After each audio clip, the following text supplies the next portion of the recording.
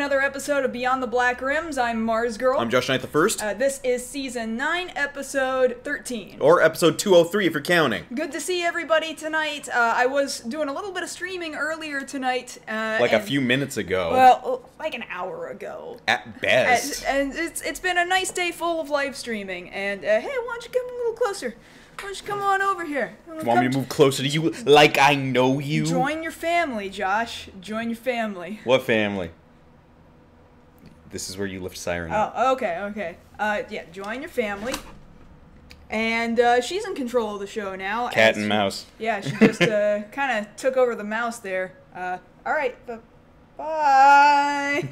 We don't have Shinji anymore, so Siren is doing her best to fill in. Siren is now new best mascot. Anyway, like I said, good to see you guys as always. What's been going on this week, Josh? I'm tired. I know, I understand. It's been a long week. It has been a long week. Because I know last week after the show we got to do the Alita thing. Mm-hmm. Been trying to catch up on stuff this weekend. It's the friggin' Royal Rumble.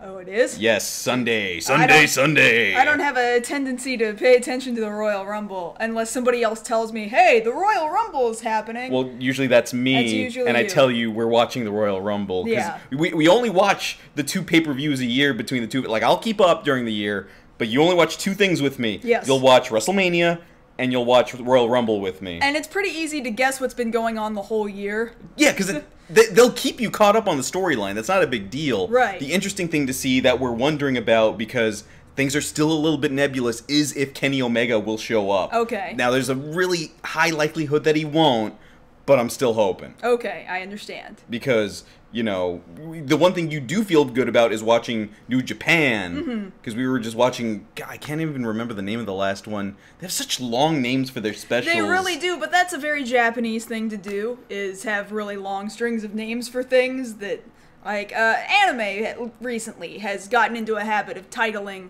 their shows really long Like, strings. that one time my brother got a part-time job and became king of the pirate people on the moon in space cells at work. That's how they title anime now. Stick sells at work at the end of whatever. Yeah, it sells. It sells. Okay, I understand. So that's how that works. That is how that works. And then tomorrow we're gonna go check out the exhibit down in Little Tokyo, featuring artist Naoki Urasawa, who was the artist and creator behind Monster, one of my favorite manga, one of your favorites, 20th Century Boys. Yes. Very interested in checking that out. Beyond that, you're down to a week. Oh, for Kingdom Hearts, less than a week. Less than a week now. It's like 4 days. Yeah. Yeah, 4 days is significantly less than a full week. And I was gonna wait until next week to bring that up, but somebody's got a birthday coming up. That is very true. So it's Siren! What? I'm not until after my birthday. When's your birthday?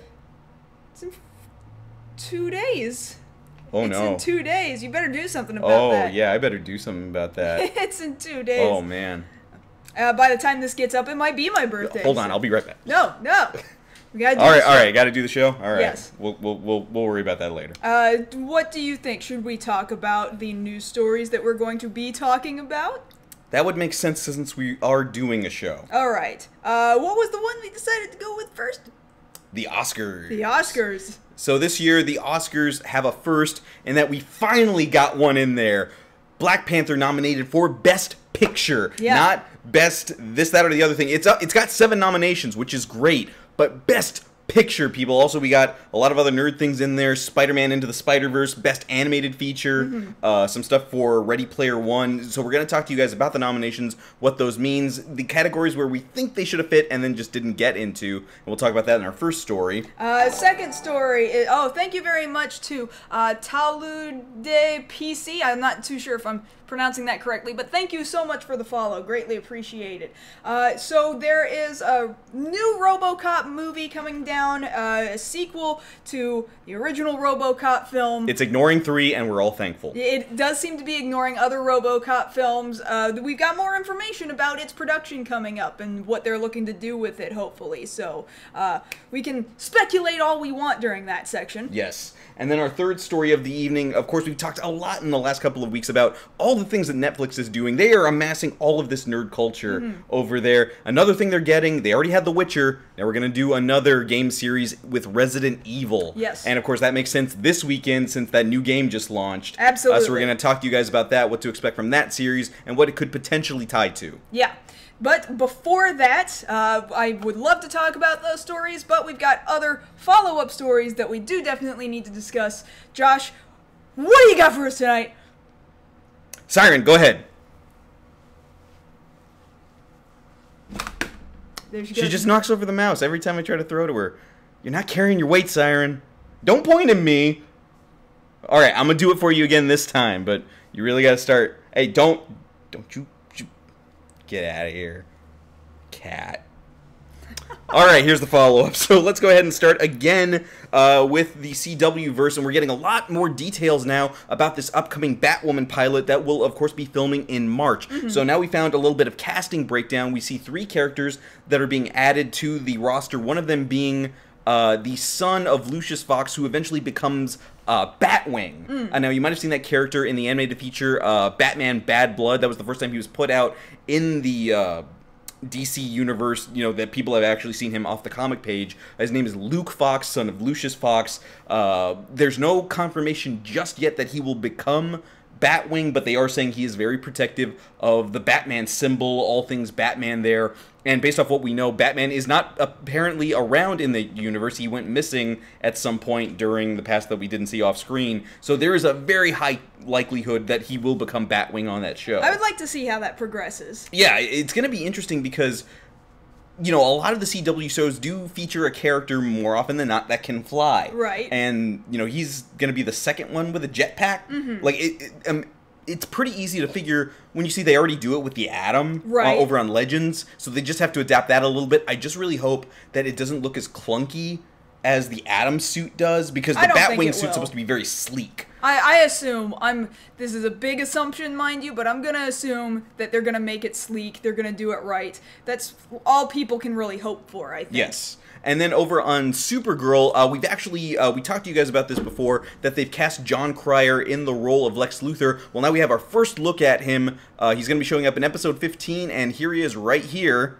There he is, behind bars. Apparently he has been arrested for most likely some sort of Superman-related crime. Right. I think it's interesting that they decided to go with facial hair. That's true. Love Liver 13. Love Liver? Love Liver? That's possible. I think Love Liver is more likely, considering that's a show I watch. You like the little musical girls. Well, I like the rhythm game. Yes. Yeah.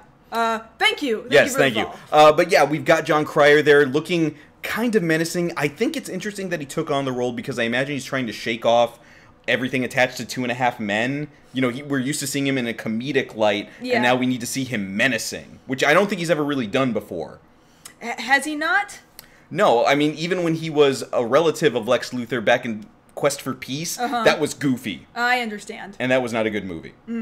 A goofy movie? I love a goofy movie is an excellent movie. Superman 4: The Quest for Peace is not a good movie. I hear you. So let's get that out of the way.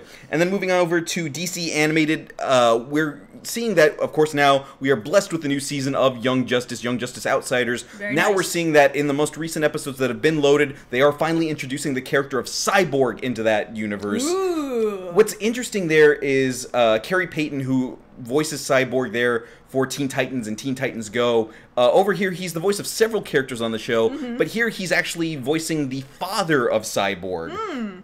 So I think that's a little interesting, kind of seeing His scientist dad, who's a jerk and doesn't pay attention to him. Yeah, he's voicing him. Okay. So the accident hasn't happened yet, but we imagine that's coming very soon. Yeah, why would you drop that and then not go the full route? Yeah. And totally turn him into Cyborg, yeah. Yeah, so that's another character we're seeing added to the roster there over on Young Justice.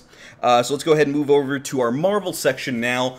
So we've been hearing all of the developments surrounding Morbius the Living Vampire, and we've got another casting announcement here, which is the addition of Matt Smith from Doctor Who and The Crown. He has been added in an unspecified but apparently large role. Interesting. And that's the thing with Matt Smith. He's trying so hard to break out over here Now, The Crown really helped. Is he? Like, oh, I didn't even realize. Like, I haven't been watching The Crown, so. The Crown is good. It's really good. That's all I hear about it, is that it's so good. Well, yeah, if you like British drama that's historical and a little juicy the way they film it, it's really entertaining. I was surprised by that. But, you know, you remember when we heard the same things about him in Terminator. Yes. The one we don't talk about, Genesis, which we're ignoring now because of this new Terminator. He keeps getting cast like this, and this is really how you have to do it now. It's the same thing for Richard Grant over with Star Wars. When you cast somebody, you can't tell anybody anymore who they are. Otherwise, everybody's going to figure it out, because now we have Wiki. Now we have fan groups that we can talk to on Facebook that are like, hey, who's this guy? Tell me, tell me. And then in 5 seconds, you're going to know everything you need to know in the movie. Social media is both the best and the worst thing to ever happen to the industry. Sometimes it's the worst. Sometimes it's the worst. As any day on the internet will prove to you. Yeah. So we'll have to wait a bit longer before we find out exactly who he is, but we'll look into that a little bit more as we're seeing this develop. Okay, so moving on to some other movie news here. So Zombieland, of course, is getting a sequel. We have the original cast returning back. We've got a little bit more information about what the plot of the movie is going to be, that apparently now they've developed the different zombies in the movie. There's now going to be 3 classes of zombies. Classes, okay. Yeah, there's going to be your slow lumbering zombies that you're used to, that we saw last movie. You're going to have slightly more intelligent, capable of speech zombies. Huh, that's scary. No, and then there's the third one, which they're referring to as Ninja Class. No. Which are the really stupid, fast, capable of complex movement zombie. Like, they're gonna do parkour and stuff? Potentially. Oh my god, no. We're just reading through the lines here, but apparently they are the most deadly of the group, hence being classified as Ninja Class. Oh, no. So that's gonna be really interesting to see when you're marrying that concept with comedy. Right, right. So I saw the poster for it too, which they've taken a page out of the Left 4 Dead book for that poster art. We've got 2 fingers missing off of this one hand. Yeah. That's this bullet hole through the hand. Yes. And then talking about some other sequels, so it's still coming. We're still getting Space Jam 2. It's going to be filming out here in California, and that will actually start up in mid-June on the 17th. That is their start date. Are they looking for extras? I'm sure they must be, eventually. They are not looking, they are drawing the extras. That's true. Yeah, so I'm sorry. But if they're filming out here, that means they've yeah, they're filming LeBron James. And then they're drawing in the rest of the cast. You know, you remember the entire Space Jam movie wasn't entirely in, like, the Warner Brothers animated world, right? Like, some of it was at Michael Jordan's house, some of it was in a baseball field. Some of it was on Jurassic Park. What? Yeah, because Newman was there. Yeah, Newman was there, but it wasn't on Jurassic Park. Are you sure? I'm pretty sure. I've seen both of the movies. I've seen both of those movies too, apparently too close together. So yeah, we've got that to look forward to. It's coming. So let's go ahead and move on to some video game news here. So a surprising announcement from Nintendo earlier today about the fate of Metroid Prime 4. So apparently they've made the very controversial and rough decision to scrap it completely and start over. That's a very Square Enix kind of a move. Right? Nintendo doesn't tend to do something dumb like that. Which means it was going really bad then. It must have been really bad, because one, Nintendo usually doesn't put on Front Street, hey, this is the thing that's slowing down a game. Usually Nintendo's pretty on the ball with their releases. For them to come out and say, hey, we got to be upfront with you guys, this isn't up to our standards, we got to start over. Which, I mean, if it's coming out of Nintendo, I'm going to make a judgment that typically I wouldn't make. Like, if this were Square Enix, I wouldn't say, okay, I trust you. When it's Nintendo, I say, okay, I trust you, because they don't typically do that. And they must be saying it because we need to retain this bond of trust.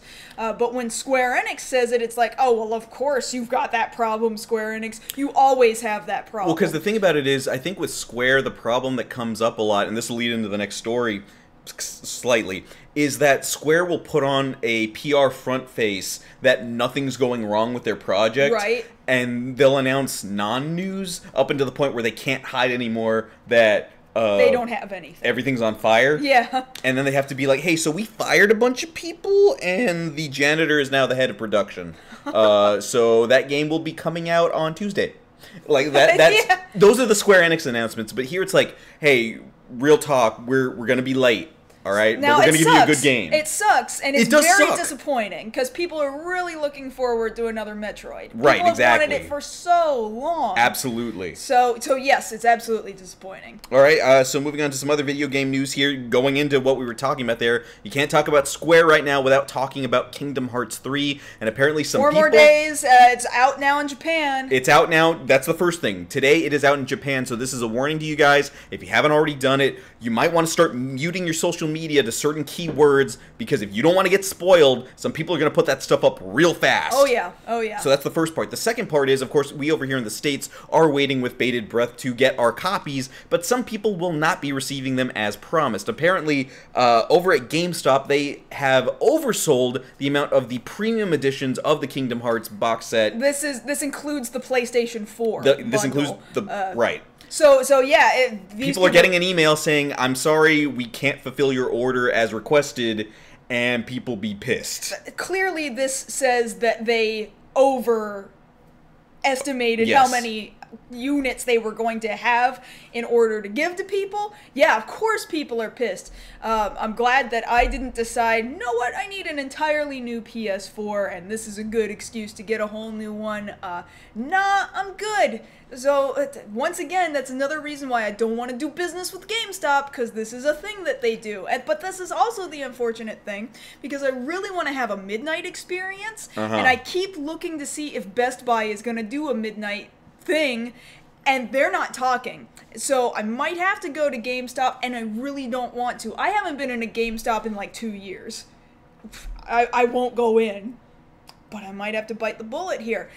But this news story does not help. It's upsetting. Yes. It's problematic. Okay, so let's move on to some more game news related to Overwatch. So, of course, right now, you can do the Lunar New Year event. It started yesterday. That'll be going to the end of the month. I'm still trying to get Lubu Reaper because I'm a Dirty Reaper main and I need it. And also, Lubu is awesome. And Lubu is awesome because I also really like Dynasty Warriors. You must not pursue Lubu. You must not. But I am pursuing Lubu against my better judgment. So the other thing to report from Overwatch besides that is the reveal from the London Toy Fair of the new Funko line from Overwatch for the year. A lot of people very happy that we're finally getting ones for Brigitte, for Orisa, for Hammond, well, actually, no, we already got Orisa, for Moira, that's what I meant. So a lot of fan-favorite characters you're getting to see now. I believe the Hammond one's a little larger, like the Diva one, so it takes up a little more space on your desk. These will be coming out later this year. I hate myself because I already got the basic Reaper that they have. Sure. But this one's got, like, he's posing with the guns different. It's cute. I'm probably gonna get it. Yeah, of course you are. I can't help myself. It's cute, and you're an edgelord, so. I maybe a little bit. You're an edgelord. That's what the answer Okay, so let's move on to another slightly related thing to video games, which is the Detective Pikachu movie. We are still 3 months away from the release. They have already officially greenlit the sequel. They believe in the movie that much over at Warner Brothers. And this is not the red and blue movies? No, this is the confirmation of the red and blue movies. Like, no, the red and blue were in talks before. Like, this is what they're considering. Now they've solidified. Okay, because we talked about this last week. Well, that's the talks. Now they've confirmed we are moving forward with them. Okay, because we presented it last week as if it was a thing, and now it's for certain a thing, is what you're telling they started me. the talks before, and people were like, well, are you going to go through with it or not? Now we can confirm, absolutely, they are doing those extra movies, because apparently every testing that they've done for Detective Pikachu is doing very, very well for them. That's really good. Surely that means that, you know how they'll always say that if people are not reviewing the movie too early, if they don't lift restrictions on reviews until like the day before, it probably is gonna suck. Right. Any of this news is indicating Detective Pikachu must be really, really good. If test audiences are liking it, I bet we're going to see early reviews for the movie come out, because I bet you they're not going to be afraid to share it. Well, yeah, because like I'm seeing here in the chat, it's generational at this point. Sure. We've had Pokemon for so long that they're going to make so much money on this mess. It's kind of the same thing with Heisei Generations Forever, or even Spider-Man over here. You've got generations. You can have your kids, the parents, and the grandkids. and grandparents, they all come together as a group. Hey, we'll buy like 6 tickets potentially for this movie. Right. And Warner Brothers and Legendary, they're not going to not want to make money. Of course not. Of course not. Not when you can get the whole family. Yes. Okay, so this is an interesting one here for anime news. So Creed 2 came out a couple of months back, received very decent reviews. What does this have to do with anime? I'm getting to that. So the main actor in that movie is Michael B. Jordan, who himself is a self-professed anime fan. Oh, that's true. And he said specifically for the training montage there in the middle of the movie when he's getting ready for his rematch with Drago, that the inspiration for that scene was specifically Gohan from the Cell games. Okay. Trying to get himself back up after his arm's been messed up. It would be Dragon Ball, wouldn't it? It would be. Because it would make more sense if it was like Ashita no Joe, or if it would... What's the other boxing? Megalobox. That's not what I was thinking, but that's a good one. Yeah. There's another one out there that I can't think of. Anyway, it doesn't matter. Ashita no Joe. That's a good one. And Megalobox, from what I hear. I haven't seen any of Megalobox. I would like to. I've got it queued up on our thing. Okay, cool. We need to watch it at some point. And it's on Toonami, too. So we need to check that out. But it makes sense. Nice to see that he's able to admit. Because some people are like, when they ask, so what was your motivation going into this? Oh, I read a lot of Shakespeare, or I did some character studies. They ask him, so what was your inspiration for the training montage? It was Dragon Ball Z, man. I love that. Yeah. Because now you can say, yeah, this is the scene that I pulled from. I think Americans at this point in our history can also very safely say, not just anime, but get really specific and say Dragon Ball Z. Because I think Dragon Ball Z reaches people who even are not anime fans. Like, yes. It's just its own genre of thing, After all, we did have a brand new movie just come out, and that did... friggin' killer that first weekend, so. Okay, so this next one is actually a follow-up, kind of moving into the tokusatsu area, again related to games. So we did talk to you guys about Power Rangers Battle for the Grid, which is a fighting game that's going to be coming out in April for all consoles. It's going to be cross-platform. Talking to the producers, they have confirmed that this is not a port of Legacy Wars. They were very adamant about getting that across. This is an entirely new game, then. Yeah. Oh, Hajime no Ippo. Hajime no That's Ippo. what you were thinking That's the of. other one I wanted to bring up was Hajime no Ippo. No, you're right.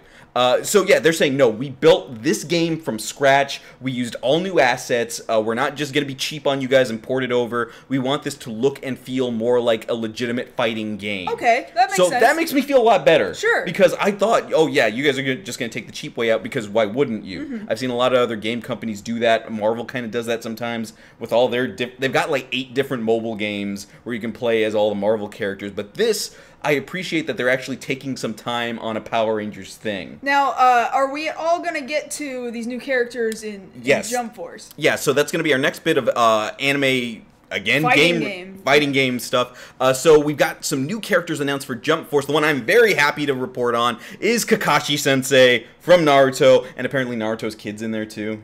I mean, I prefer Boruto's dad, personally.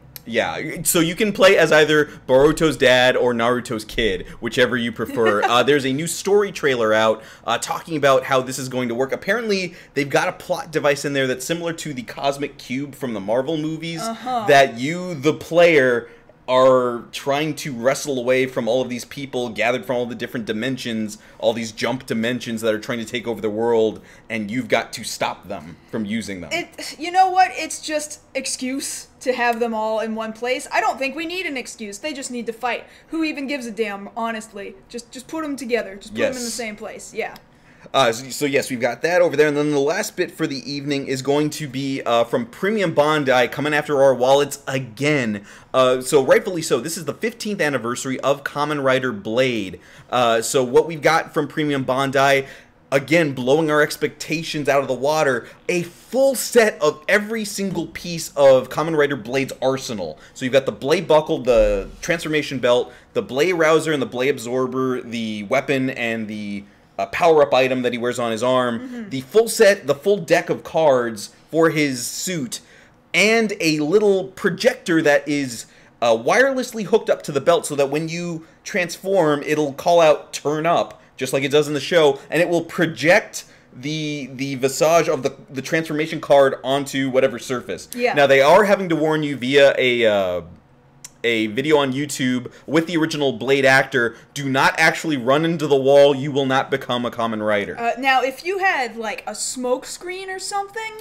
See, that's so genius. I didn't even think of that, because I was thinking, like, a sheet. Yeah. You just have a sheet with a little slit cut through it, and you project it on there. You could do that if you're doing, like, a skit or something. Mm-hmm. But, yeah, we've seen some stuff with Disney where they're doing amazing stuff with fog. If you project it into some fog, you could totally do that. Yeah, easily. It would be great. Now, I just wish Blade wasn't such a boring series. But it has such good designs. It does, though. I absolutely agree. I love the designs in Blade. It doesn't really get good until those last 4 episodes. Otherwise, if it's your thing, I totally get it. But I love those designs. Kenzaki is kind of one of my favorite writers, just on his own, dealing with Hajime, but everybody else I'm not so big on. Right. The pre-orders are up now. If you want that whole set, it's going to be a whopping $570.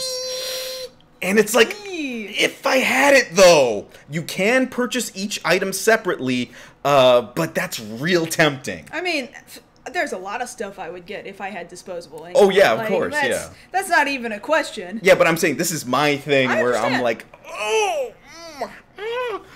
So, yeah, that's a thing. If you've got that kind of scratch, you can head over to different sites online to get that pre-order in. That's going to do it for our follow-ups. Let's go ahead and start with our main story, which are the Academy Awards and the superheroes who are representing. Yeah, which is great. We've got our 2 main guys right here. Spider-Man from Into the Spider-Verse. We've got Black Panther. Both are fantastic for a multitude of reasons, and they both have a multitude of nominations. Yes. Of course, every year when we see a superhero movie come out, we think to ourselves, yeah, that was pretty cool, and it did well successfully at the box office, but does that really translate over in terms of critics, in terms of, the staying power and the lasting power? The last time we were talking about this really heavily was for Wonder Woman. Yes. When people were saying Patty Jenkins got robbed for at least a director nod. Right, exactly. For that, because, of course, yeah, that was another example of a very powerful superhero movie, yes. And I do believe they got robbed on that. I would agree, and these last 2 years, mind you, too, similar but also kind of unrelated. Last couple of years we've seen the hashtag movement of Oscars so white. Here is your plain example of not white leads. Yeah, leads of color right there. You got T'Challa, you got Miles Morales, mixed up in there. I feel that. Like, the representation there means so much. And obviously I can't speak on behalf of these characters or anyone who feels represented by these characters, but I can say, watching Wonder Woman, back when it came out 2 years ago, I did not know that I needed that representation until I saw that movie. I just thought, oh, it's going to be a cool, fun superhero movie, and then she goes out into the field and leads a whole troop, into battle so that they can do the No Man's Land sequence. The No Man's Land sequence, and I was in tears, and I didn't know I was gonna feel that because I hadn't seen anybody who represented me doing these things on screen, even if it wasn't amazing, but it was amazing to me because I hadn't seen that for myself before. So to anyone who sees themselves in these characters and sees somebody who represents them, I hope they got the same feeling that I got when I saw Wonder Woman. Well, yeah, because if you look on social media, people are having those same reactions to both of these movies. Sure. The fact that in both movies you see strong leads that are not just pasty white, let's just call it for what it is, that they have strong female backup there that are not just coddling them. They're their own characters. No, you got Spider-Gwen. Yeah. You've got the Dora Milaje there, which is friggin' important. And you hear people having these reactions to it like, oh my god, if I had just watched this when I was younger, how would my life have changed if I had been exposed to this? Right. Now, some people are saying... So a whole new generation is going to get that. Exactly. That's amazing. So the idea here is, some people are calling it for what it is, like, oh, are these token choices? Mm-hmm. Because it's very obvious to see that for all the things that Black Panther's nominated for, a lot of it's technical, and of course they've got for original song there, All the Stars from Kendrick Lamar, which I do hope gets it. I actually really like that song. I really like Pray For Me. I do really like Pray For Me. I've been listening to it on loop this week. I didn't even realize, like, man, some of this that underlying track of doom doom doom doom doom doom Yeah. doom that got me in the soul. Yeah. Yeah, because it's visceral. The drums that they have going throughout the whole thing, and for what it's worth, and I don't often say this, but it's worth saying, both of these movies have amazing Great soundtracks. Like, I was playing the Into the Spider-Verse one on loop for about 2 weeks. Yeah. The Sunflower, the song Sunflower has been playing on the radio nonstop. Yes. We've been seeing billboards out here all over the place for Into the Spider-Verse. Yes, absolutely. Mind you, we're in Los Angeles County. And so, they just do that out here. Yeah, there's just billboards for movies and video games absolutely all over the place. So. But the question here that, could these be token announcements? Because, yeah, of course, there's only so many animated movies that get nominated every year. Mm-hmm. Disney got in there twice, as they sometimes do. Yeah, but for it to even be in the running alongside Disney movies, I think because is the impressive. thing about it is, to go into that just for a second, Sure. you've got that, and you've also got Mirai, the Yes. anime movie, going up, too, for Best Animated Feature. And animes typically get snubbed Unless you're Ghibli. Unless you're Ghibli and you've been brought over by Disney. Yeah, because though it still counts as a Disney movie, you know? But the fact that we're seeing that is very important, too. And then when you look over at the Best Effects category, you've got things like Infinity War, which makes sense. You got Black Panther in there, too. Now, these are kind of Disney movies. So. But you've also got Ready Player One. Yeah. Now, for what it's worth, if you're comparing all of these different things together, who deserves it for Best Effects, I actually have to give it to Ready Player One. You think so? Well, because... I mean, it's practically an animated movie for the majority of it. Well, yeah, because of the fact that when you compare it to, like, say, Infinity War, you know, the battle there in Wakanda, it's really easy to me to figure, okay, visually what you're having to do is all of the, those monsters that Thanos unleashes, they're all the same.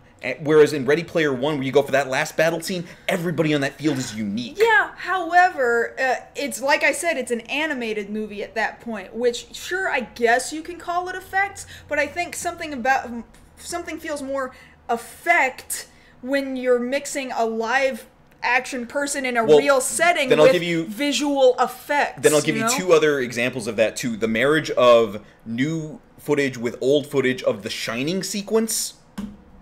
Marrying those two things together in Ready Player One. Okay. And they have a Gundam. Look, I don't think Ready Player One is a great movie or anything. But they had a Gundam. But they did have a Gundam in it. Yes. Now, that Gundam was supposed to have been Leopardon. I don't know how I'm really conflicted there because, yeah, the Gundam, I was like, there's the Gundam, that's kind of cool, and then it went... And then you were there. Damn it. they got me. But think about where we are right now. Sure. Spider-Verse succeeding, Ready Player One succeeding, you bring that together for the things we've been promised, Spider-Verse 2, Leopardon! Need I say more? Now, as far as Black Panther's concerned, I think that some people were saying that Marvel was trying to push for a Best Actor nod for Chadwick Boseman there as T'Challa, and I feel he was really good in the movie, but like it was so much of an ensemble piece, you know, because he wasn't strong on his own. He had all of these other people around him and to play off. A lot of women. Really, what I wanted to see was a Best Supporting nod for Michael B. Jordan as Killmonger. Oh God, that would have been amazing. Yeah, just because a lot of people were like, this is the first realistic Marvel villain you've given us where I understand him. Oh, 100%. I get where he came from. I understand everything around that, what brought him to this place, why he would want to do these things, because at the end of it, he's not wrong. T'Challa does think on what he said, and then that motivates that last scene there in Oakland. Sure. So, really, for all of this coming together, I don't feel like it's some sort of pity sort of thing like it was for Heath Ledger. Like, yeah, he did do an amazing job, but he did die. Yeah, you know he only got nominated because he died. We all know. We all know what was up. We all know. We know what was up. Also, mind you, it's great that the Oscars are giving this representation, but also, mind you, Oscars are rigged. Oscars are rigged based on people getting paid off, people getting... if you were to drive downtown, like around Hollywood or any of its neighboring towns, you see billboards that say, for your consideration. For Oscar consideration, For your consideration. So it's however much money the movie has for advertising, to sit down with the people voting and like give them dinners and stuff. Well, if you want to put it that way, T'Challa's got Disney money. And T'Challa's got Disney money. And he's got giraffe money. Yeah. Now, there's every possibility that they could vote in another way, but, like, also the people who do the voting, they don't have time to watch everything either. Because you hear a lot of the time they say, oh, I didn't even watch all the movies. Oh, that anime one? I didn't bother. Yeah, you hear that a lot. That happens all the time. So Mirai I'm concerned about because people don't watch anime. Yeah, the people voting don't normally do that. Now, for what it's worth, I do think that works in Spider-Verse's favor because, yeah, you've got Incredibles 2 and you've got Ralph Breaks the Internet. Sure.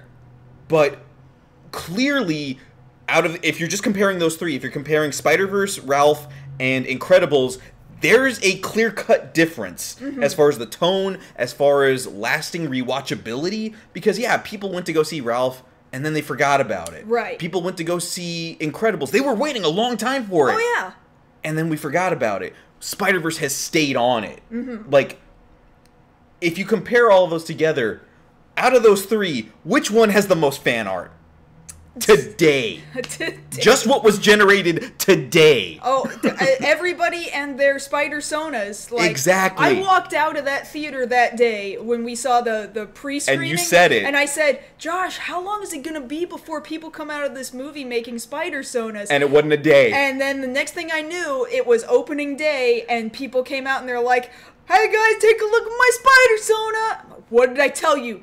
What did I freaking tell you? Spider Sona. So this is where we're at right now with the Oscars. Normally we don't care about it. I'm not going to watch, but I am going to be seeing on, Twitter, I guess, who gets what. And so I'm really pulling for these guys. I do want Black Panther to win Best Picture, and I want Spider-Verse to win Best Animated Feature. If they get anything else, that's icing on the cake. That'd nice. Great. But those are the big ones, because that really will solidify, maybe next go-around we'll have something come out where we can actually give somebody a Best Actor, Best Actress for this. That'd be great, yeah. So yeah, we're looking forward to that.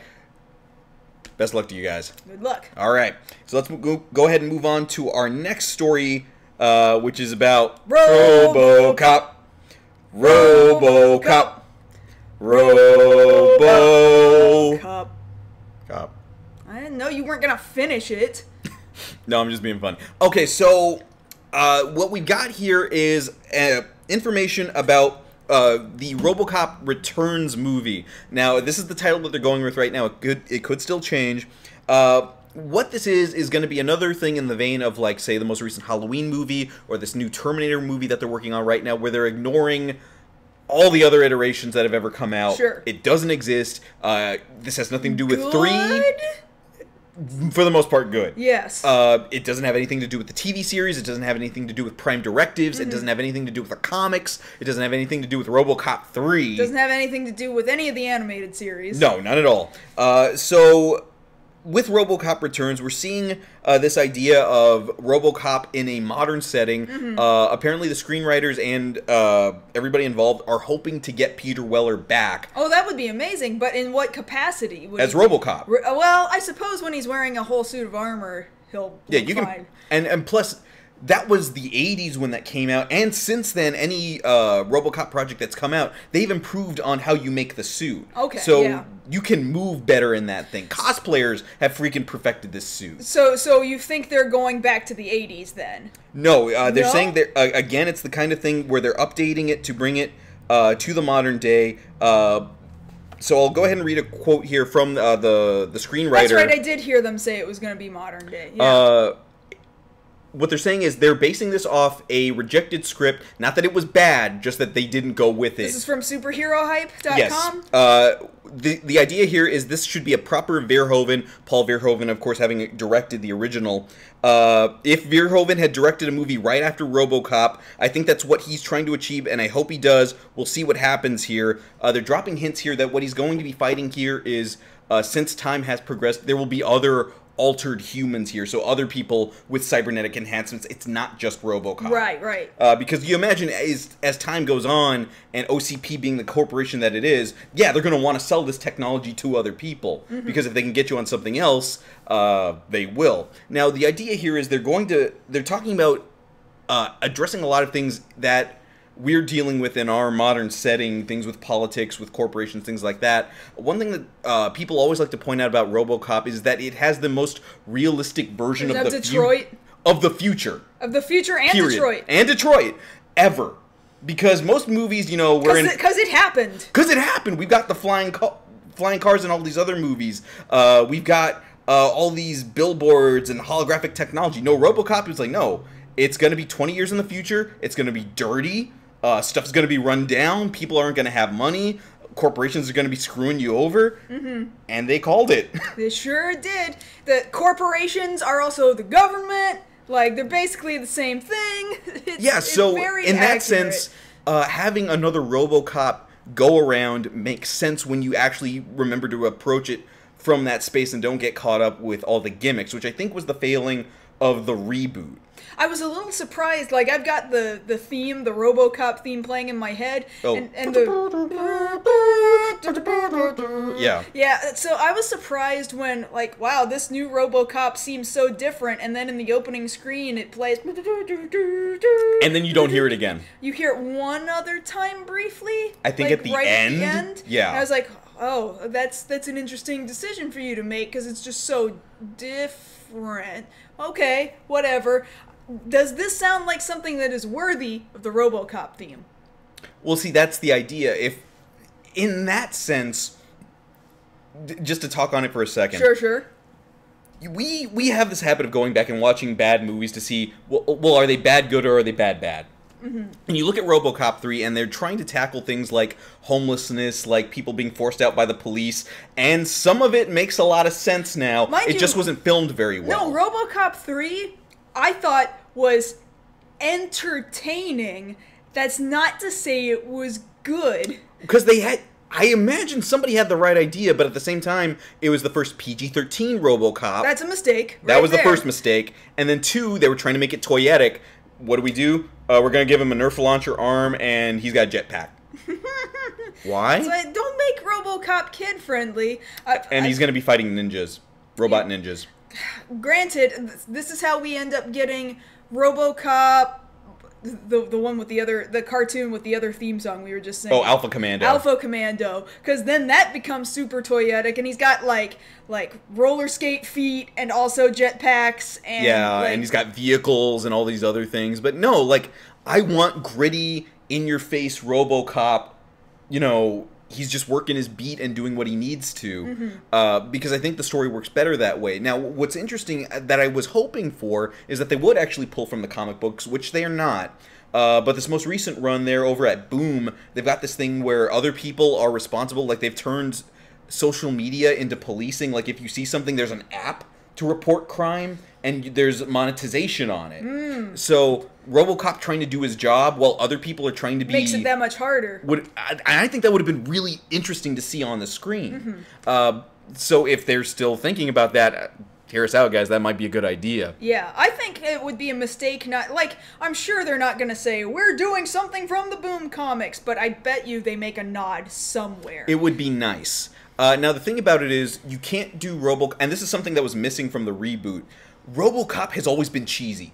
Oh, sure, yeah. Because that's what makes it work, is the cheese factor of everything that you see in the background, like the ads for OCP, the commercials that you see in the background. But it's that cheesiness that's like, you watch it now, it's like, that's our ads now. Yeah. Like, it called it. They did. They did a good job. And so when you break it down like that, you need to hold on to the idea that Verhoeven was doing in the original, and they're saying that's where they want to go with this. So if you stick to that, and you don't try to friggin' reinvent the wheel, because we've seen how that worked out for your last RoboCop, we saw how that worked out for Ghostbusters, just do the thing. Remember what makes the formula work. That doesn't mean you have to use the same exact ingredients. It doesn't necessarily have to be Peter Weller. That'd be great. But so long as you can get somebody who can convey some weird sort of muted emotion like he learned how to do. Because when you look at the third one, the performance there of RoboCop, it just sounded like a guy doing a robot voice. And somehow, like, I can't even put it into words how that guy, which just sounds like a guy faking a robot voice, versus Peter Weller sounding like... Like, there's still a person in there somewhere. Well, it's not even that. It's that strange sort of thing of, like, I'm half machine and he's a cyborg. Yeah, he's a cyborg. It got that across. Yeah. The something that was there in the original Kamen Rider series, where it's a pain to be a cyborg. Yeah. This isn't something you want. Like, you see how graphic it is. Like, no, there's like pieces of skin hanging off me. I've got scars. Like, embrace that. Because when you look at the reboot one, where he's like, oh, I just pop apart like Mr. Potato Head. It's all clean. Yeah. Like, you remember, I laughed at that scene. I remember, because it was just like, okay, let's show him what we did to him. And it's like, oh my god, kill me. All right, put him back together. Like, it was so clean that I didn't feel it. That's true. And that was what worked so well for it, was the grittiness of it. Like, oh my god, like, I remember the first time, because I saw it edited on TV as a kid. The first time I actually got to see it unedited. The original Robocop. The original Robocop. And people getting shot in the dick. People getting shot. Not even, like, friggin' Murphy's arm getting blown off. That was the worst to me, yeah. Like, that messed me up. And then, after about 2 days, I was like, okay, I'm gonna get over this. And then I watched it again. And you weren't over it. And I wasn't over it. Like, still, like, I can still appreciate it now. Like, I pretty much got over it when we did the shoot-along over at the Draft House. Yes, because by that point, it was fine. 2-second shout-out for the Draft House. So they had this thing there, which is called, you know, they have sing-alongs, they had a shoot-along. So they gave you a cap gun and a bunch of caps. You had to be careful with them to not blow them all.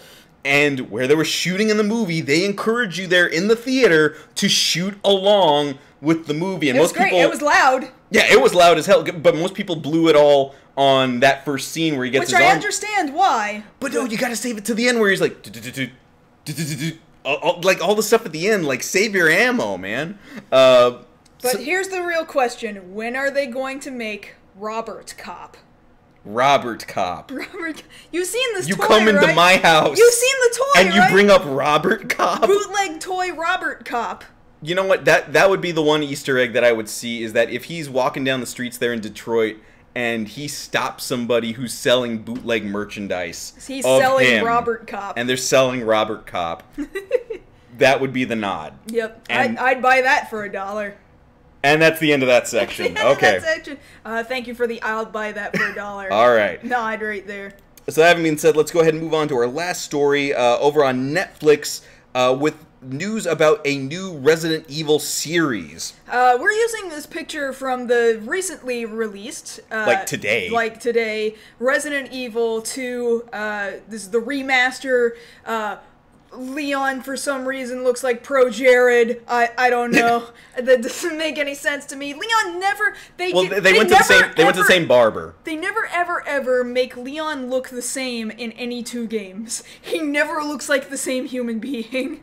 But, cool. I'm hearing amazing things about this remaster, yes, for one thing. I just want to kind of get that out there because that is the newest, biggest thing that's out right now. But no, what we're really talking about is this announcement.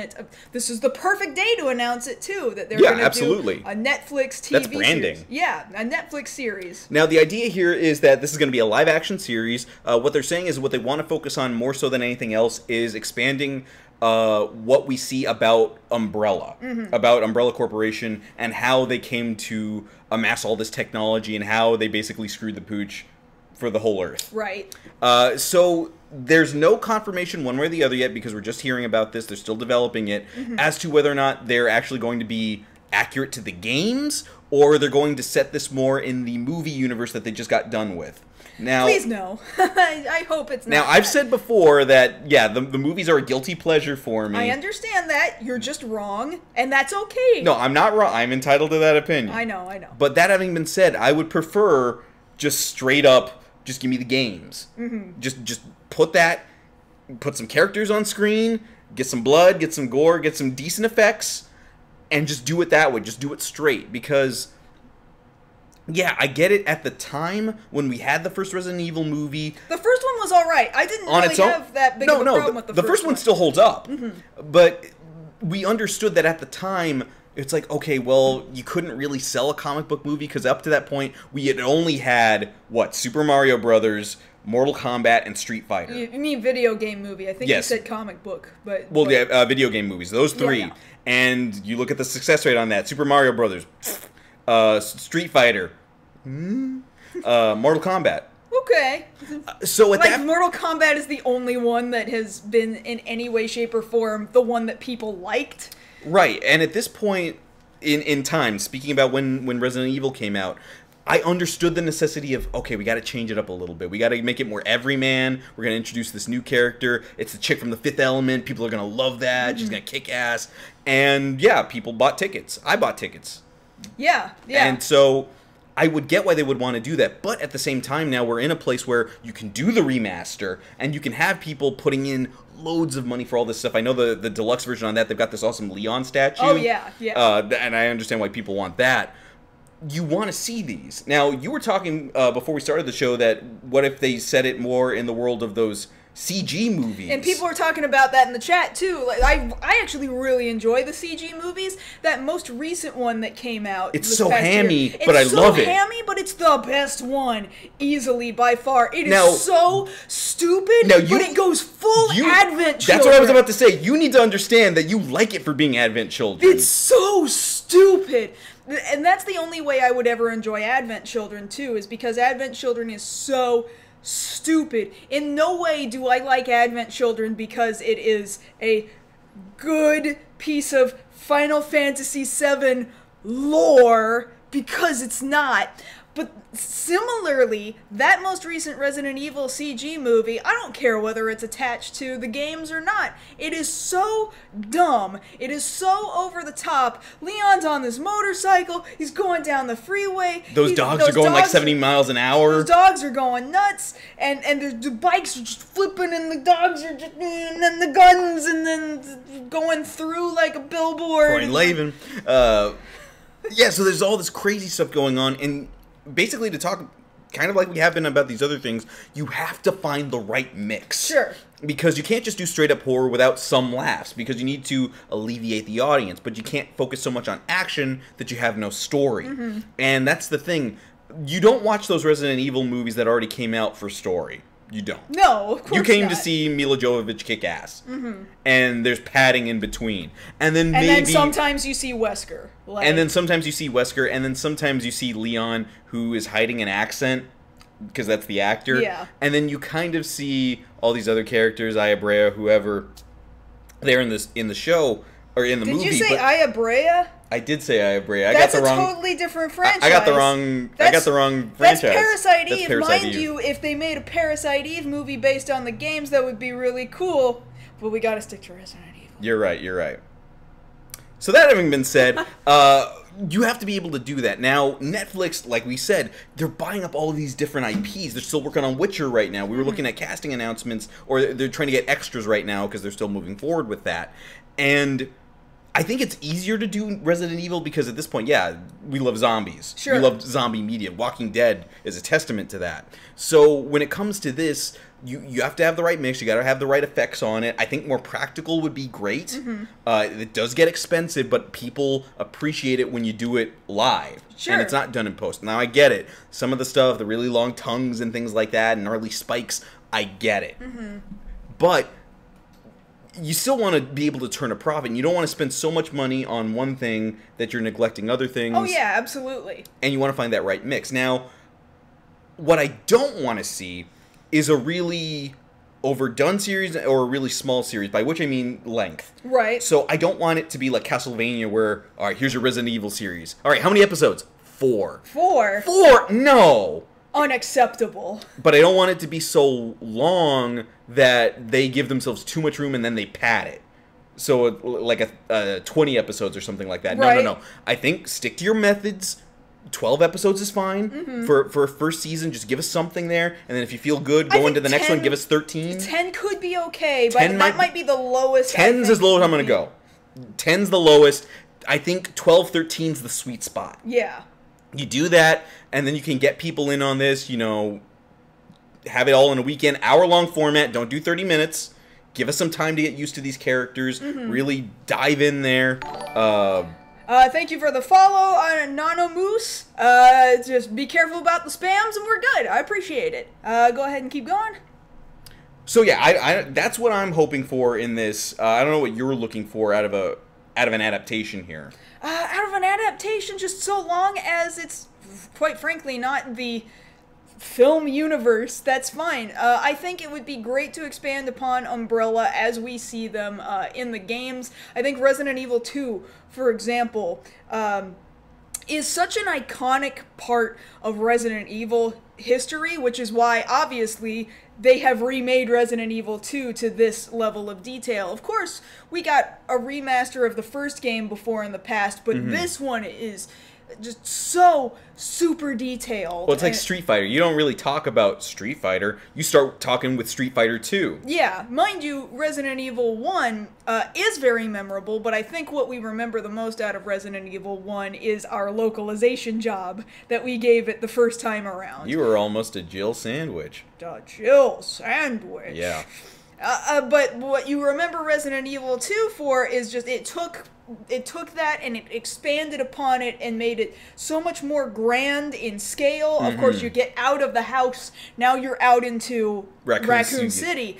To see what Umbrella does, not only from within their own doors, but as far as trying to control what has gotten out into the city, would be great to expand upon that. I'll try to close it out with this. The idea here is that we can talk all day. We can even do this in the post show if you want.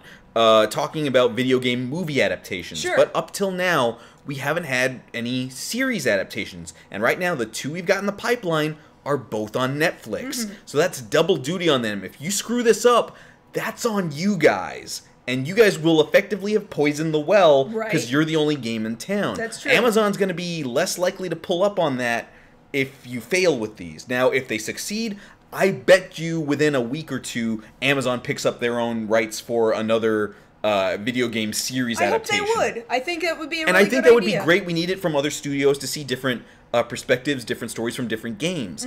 But it's all writing on Netflix right now because they're the only ones doing it. Witcher also. Right. Witcher and now this. We're still waiting to see when is Witcher supposed to come out. Do you recall? We don't know yet because they're still working on it. I think this is a really exciting time, and we're in this kind of wait and see territory to see. All right, Netflix is willing to do, and they have been for a long time willing to do the risky stuff. We already have Castlevania that's animated, and animated is great. And we've gotten animated video game shows before, but that's not what we're talking about. No, I want to see how we handle this in a real world kind of a setting. We're almost there with a number of these titles. It's almost time. Now we're waiting with bated breath to see, are these going to be successful? Will other studios take the risk? I hope they do. I hope they do. And really, we hope that this is good.